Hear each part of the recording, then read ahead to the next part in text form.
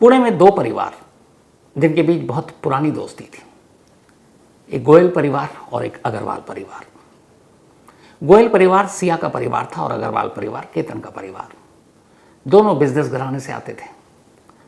केतन के पिता का रियल एस्टेट का बिजनेस और वो भी काफ़ी बड़ा।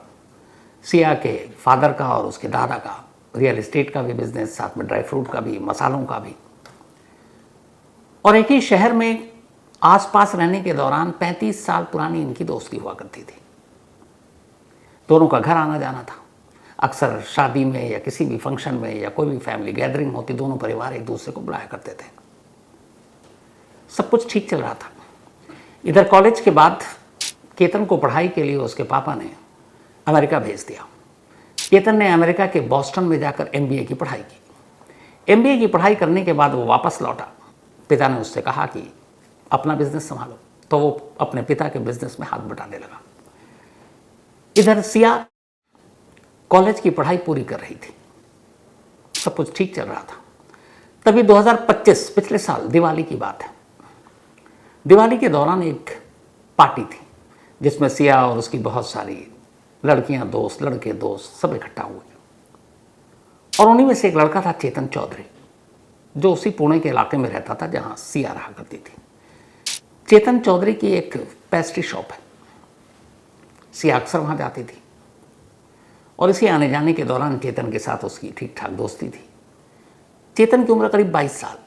सिया अभी 19 जून को 20 साल की हुई है। 19 तारीख को ही उसका बर्थडे था। तो धीरे धीरे चेतन के साथ उसकी दोस्ती हुई। लेकिन इससे पहले सिया की जिंदगी में एक और लड़का था कॉलेज के टाइम से, और उन दोनों का प्यार भी था। लेकिन 2025 की शुरुआत में ब्रेकअप हो गया। ब्रेकअप के बाद अब सिया चेतन की जिंदगी में आई। चेतन और वो दोनों प्यार करने लगे और चेतन को सिया के ब्रेकअप के बारे में भी जानकारी थी। सब कुछ ठीक चल रहा था। तभी सिया की एक बुआ जो अक्सर आती रहती थी केतन के घर, केतन की उम्र 26 साल हो गई। केतन के घर वालों ने कहा था हम लड़की ढूंढ रहे हैं केतन के लिए। तो उसकी बुआ ने कहा कि फिर आप बाहर क्यों ढूंढ रहे जब घर में लड़की है। तो उन्होंने सिया का नाम सुझाया। घर वाले सिया को देख चुके थे, जानते थे, केतन भी मिल चुका था क्योंकि 35 साल पुरानी दोस्ती थी परिवार की। केतन के घर वालों ने एक पल भी नहीं सोचा। उन्होंने कहा हाँ लड़की अच्छी है, खूबसूरत भी है, रिश्ता मंजूर है। लेकिन केतन के पिता ने कहा कि सिया की उम्र अभी कम है, अभी 20 की भी नहीं हुई है, तो आप इतनी जल्दी क्यों शादी कर रहे हो।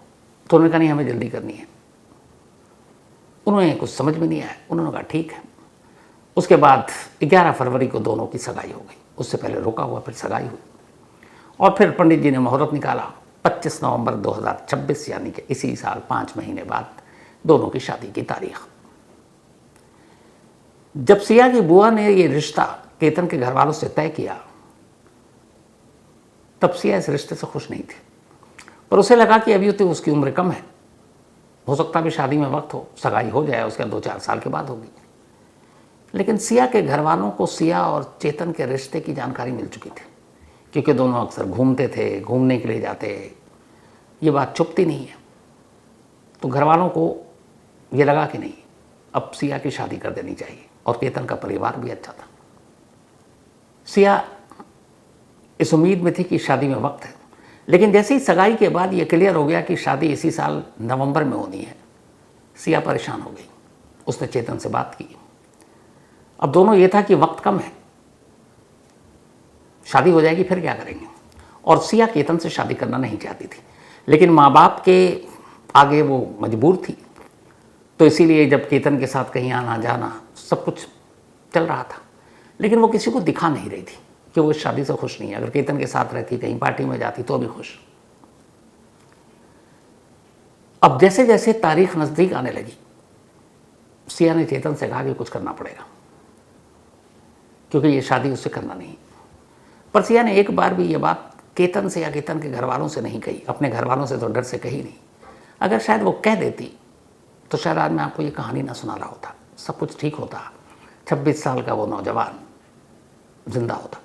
लेकिन ऐसा हुआ नहीं। सिया और चेतन ने मिलकर साजिशें बुननी शुरू कर दी। क्या किया जाए। अब यह था कि शादी करने से मना भी नहीं कर सकते, घर वालों को पता चल जाएगा। यह भी नहीं था कि भाग जाए, कहाँ जाएं, घर वालों की बदनामी होगी। फिर उन्होंने प्लान किया कि कुछ ऐसा किया जाए जिससे सांप भी मर जाए, लाठी भी ना टूटे, यानी केतन रास्ते से भी हट जाए और किसी को भनक भी ना हो, शक भी ना हो, और फिर उसके बाद वो दोनों शादी कर लेंगे। इस सोच के बाद जो साजिश की पहली चीज उन दोनों के दिमाग में आई वो ये कि केतन को रास्ते से हटाने का सिर्फ एक ही तरीका, और वो है केतन की मौत। लेकिन कैसे? अब दोनों सोचने लगे। इधर सब कुछ चल रहा है, उधर केतन के साथ सिया का रिश्ता अभी भी ठीक ठाक है, वो मिलती तो बिल्कुल नॉर्मल रहती। इत्तेफाक से 19 जून को सिया का बर्थडे आने वाला था और वो 20 साल की पूरी होने वाली थी। सगाई के बाद पहली बार सिया का बर्थडे उसके ससुराल वाले भी मनाना चाहते थे, घर की होने वाली बहू थी। घर वालों ने बड़ी तैयारी के साथ महाबालेश्वर में एक रिजॉर्ट भी बुक किया। लेकिन सिया ने यह ठान रखा था कि इस बर्थडे से पहले ही केतन को हटाना है, क्योंकि अब प्लानिंग ये भी हो रही थी कि प्री वेडिंग शूट भी करना है।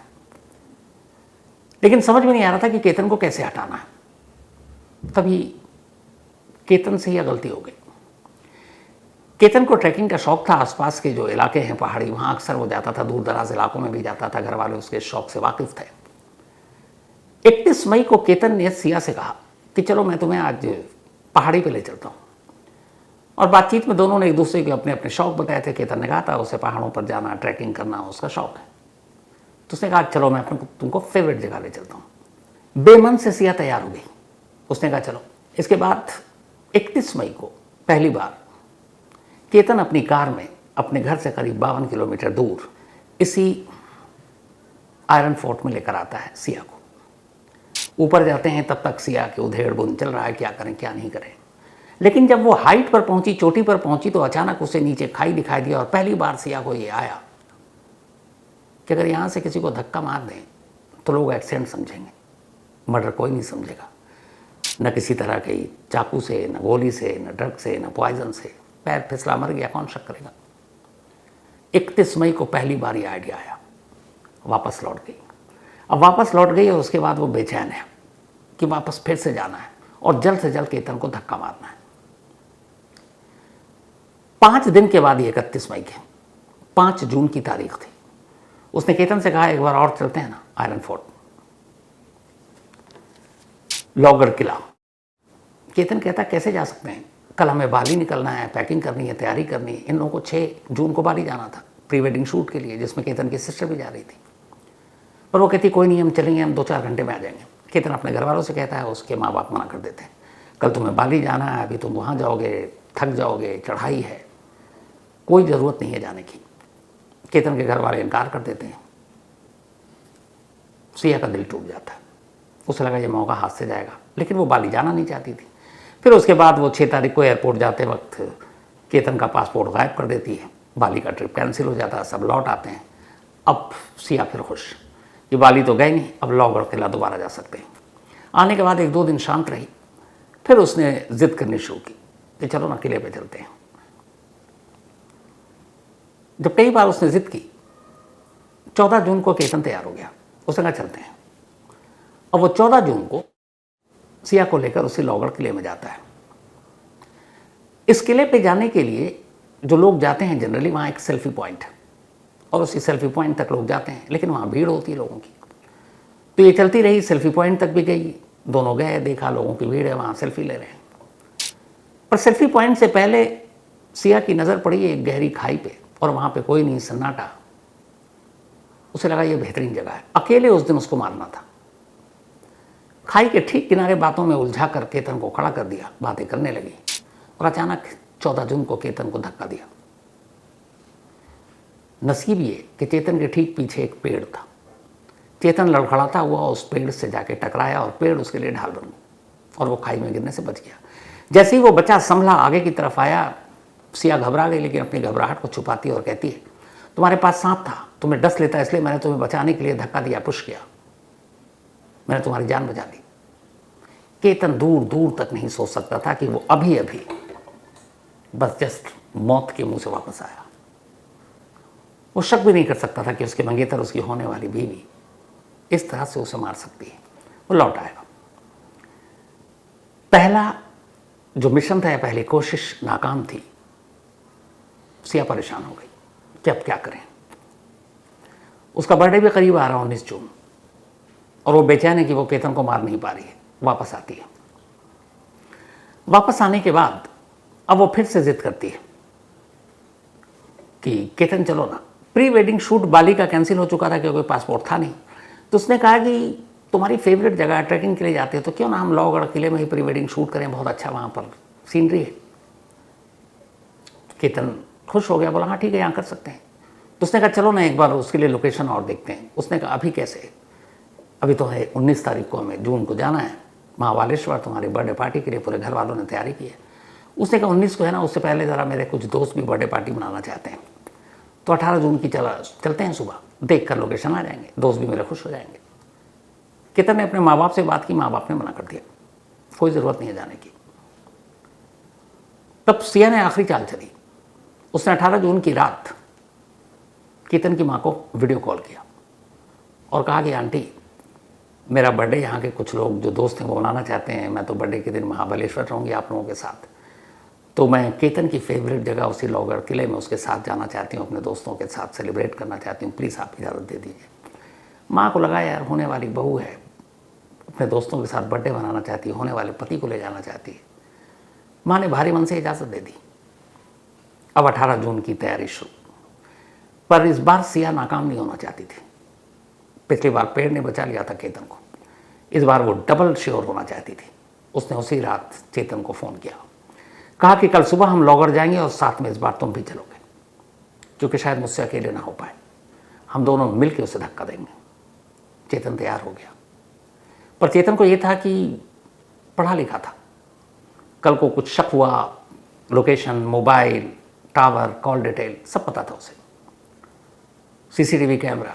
सबसे पहले उसने अपनी आइडेंटिटी छुपाने के लिए हुडी का इस्तेमाल करने का सोचा। अपने मोबाइल को रख दिया अपने ही शॉप पर, अपने एक एम्प्लॉय का मोबाइल लिया ताकि लोकेशन पता ना चले, अपना इंटरनेट बंद कर दिया और उसने कहा मैं पहुंचूंगा।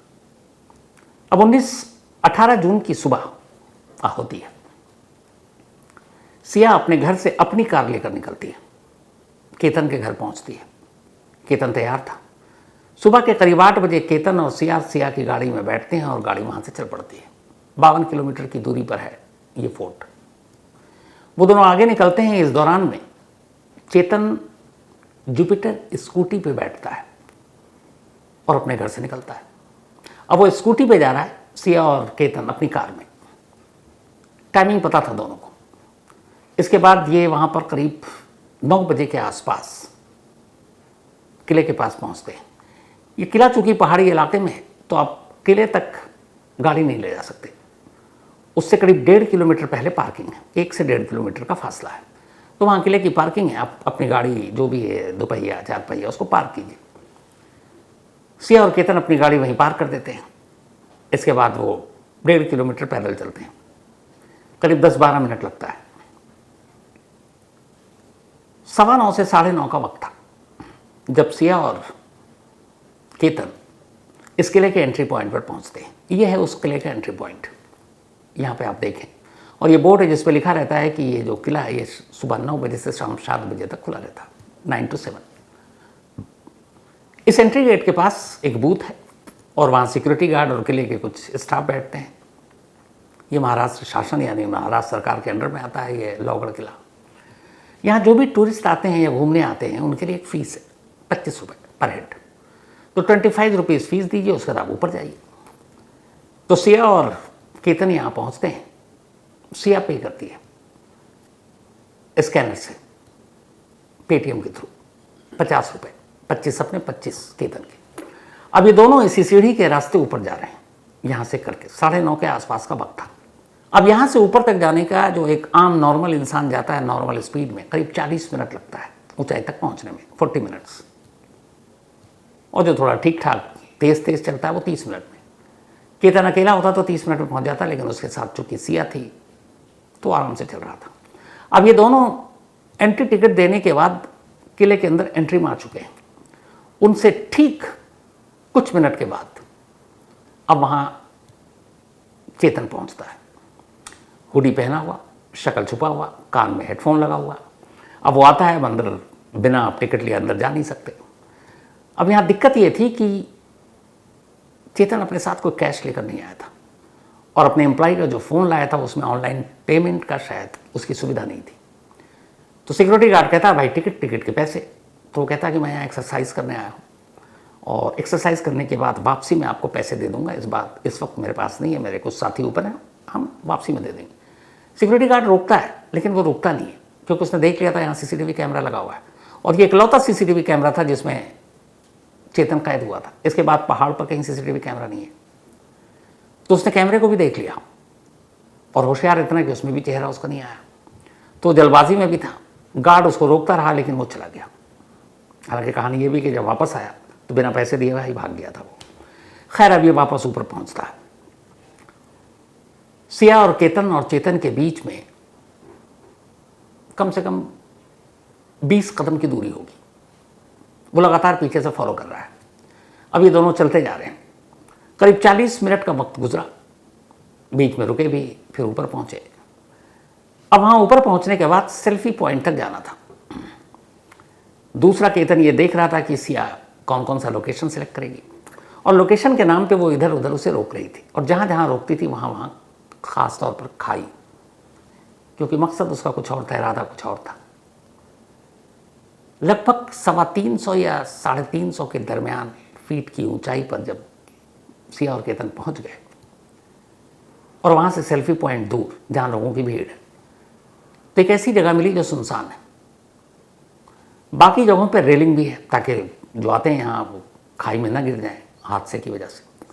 सिया ने देखा कि यह सुनसान जगह है, खाई गहरी है नीचे और कोई रेलिंग नहीं, और सबसे बड़ी बात वहाँ पे कोई पेड़ नहीं जो इस बार केतन को बचा सके। जैसे ही उसने इस जगह को देखा और मन में फाइनल कर लिया कि यही जगह जहाँ से धक्का देना है। इसके बाद फ़ोन था ही था, उसने मैसेज किया। पीछे पीछे वो चल ही रहा था, इशारे का इंतज़ार कर रहा था। मैसेज आते ही अब चेतन तेज़ी से अपने कदम बढ़ाता है। अचानक वो पहुंचता है सिया के पास। सामने केतन खड़ा है। केतन कुछ समझ नहीं पा रहा, सोचे भी कैसे। मंगेतर है, प्री वेडिंग शूट के नाम पर आई है, 5 महीने बाद शादी है। बस वो यूं ही मुस्कुरा रहा है कि शायद कोई दोस्त हो, लेकिन इससे पहले कि वो कुछ सोच पाता, उसकी उसी मंगेतर और उस मंगेतर के आशिक चेतन ने अचानक उसे जोर से धक्का दिया और इस बार इस बात का ख्याल रखा कि वो लड़खड़ा कर ऊपर ही ना गिर जाए। धक्का दोनों ने मिलकर दिया और इतनी जोर से दिया कि हैरान केतन पल में खाई के अंदर। ये वही जगह है और ये हमारे रिपोर्टर हैं ओमकार बाबले, जो आपको हाथ के इशारे से बता रहे हैं जहां से धक्का दिया गया था। सेम वही जगह। चूंकि इसी जगह के बारे में सिया ने सिक्योरिटी गार्ड को बताया, फिर पुलिस को बताया कि यहाँ से गिरा था, यहाँ से पैर फिसला था। तो हमारे जो रिपोर्टर खड़े हुए हैं और जो आपको दिखा रहे हैं, यही वो जगह है जहाँ से सिया और उसके प्रेमी चेतन ने केतन को धक्का दिया। 340 फीट गहराई है यहाँ से इस खाई की। अब जैसे ही चेतन गिरा, इसके बाद दोनों झांक कर देखते हैं। जब उन्हें यकीन हो जाता है कि केतन अब बहुत नीचे पहुंच चुका है, इसके बाद चेतन वहां से तेज कदमों से वापस मुड़ता है, क्योंकि अब उसे सिया के साथ नहीं रहना था, पोल खुल सकती थी। इससे तेज कदमों से वो वापस लौट जाता है। अब आगे का काम सिया को करना था। चेतन के लौटते ही अब सिया जोर जोर से चीखना शुरू कर देती है, रोना शुरू कर देती है। उसकी चीख सुनकर कुछ दूरी पर मौजूद एक सिक्योरिटी गार्ड आता है, पूछता क्या हुआ। रोते हुए बताती है, इशारे से बताती है कि यहाँ से अभी भी मेरा दोस्त, मेरा मंगेतर पाँव फिसल गया और वो नीचे गिर गया। सिक्योरिटी गार्ड हक्का बक्का, फ़ौरन वो अपने बाकी साथियों को बताता है। जितने भी स्टाफ थे वहाँ के लोहगढ़ किले के, वो भाग कर आते हैं।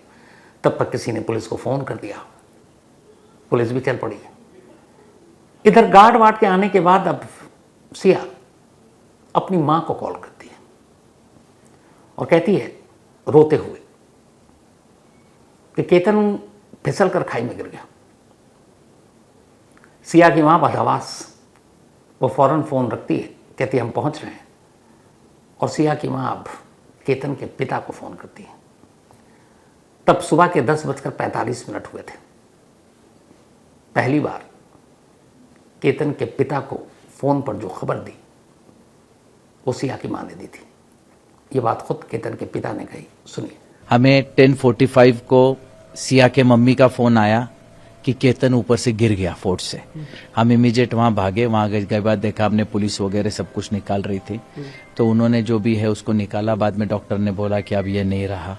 तो खबर सुनते ही अब दोनों परिवार भागते हुए लोहगढ़ किला पहुंचते हैं। तब तक पुलिस आ चुकी थी। सर्च ऑपरेशन शुरू होता है। फिर इसके बाद केतन की लाश मिलती है, पोस्टमार्टम होता है, अंतिम संस्कार होता है। सिया के साथ लोगों की हमदर्दी होती है। सिया लगातार रो रही होती है। लेकिन फिर बाद में सिया के मोबाइल, बाकी लोगों से पूछताछ, सीसीटीवी कैमरा सारी गवाही दे देता है। सबसे अजीब बात तो ये थी कि इसकी मौत, जो केतन की मौत हुई, इसके बाद सिया एक सोशल मीडिया पर पोस्ट डालती है। सिया गोयल 1.19, ये उसके सोशल मीडिया जो भी हैंडल है, उससे उसने पोस्ट डाला था। सुनिए उसने क्या लिखा था। You left me on my birthday, you left when we were so close to getting married. I still can't understand why you did this to me.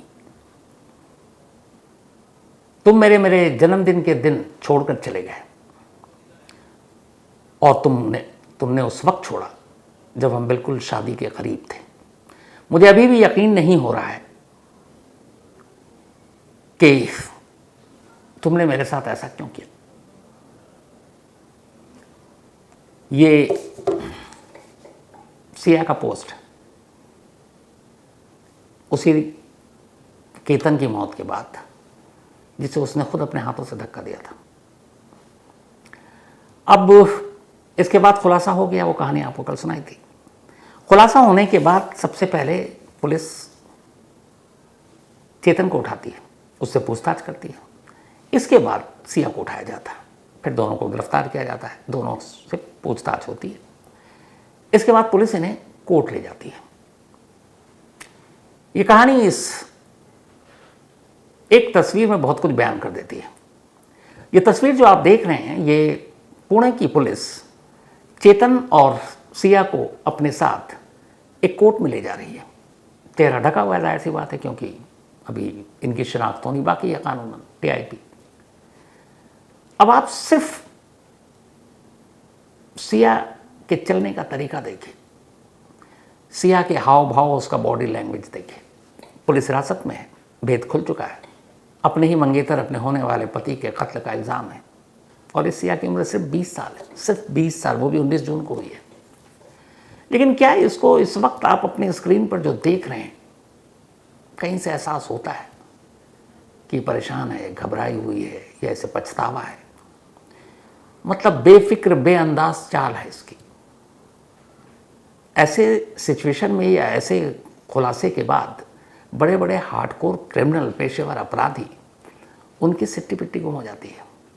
मैं खुद इस तस्वीर को देखकर हैरान हूं कि उस वक्त की तस्वीर है जब भेद खुल चुका है। सिया को कत्ल के इल्ज़ाम में पकड़ा गया, उसके बॉयफ्रेंड को पकड़ा गया, और उसे भी पता है कि अब शायद पूरी ज़िंदगी जेल की सलाखों के पीछे बीतेंगे। उसे ये भी पता है शायद कि अब वो और चेतन कभी मिल भी नहीं पाएंगे। लेकिन उसके बावजूद उसका अंदाज देखिए, इससे एहसास होता है कि क्या हो रहा है। तो ये थी आज की कहानी। अब आपसे मुलाकात होगी कल रात 9 बजे किसी नई कहानी के साथ। तब तक अपना और अपनों का ख्याल रखिएगा। Thank you very much.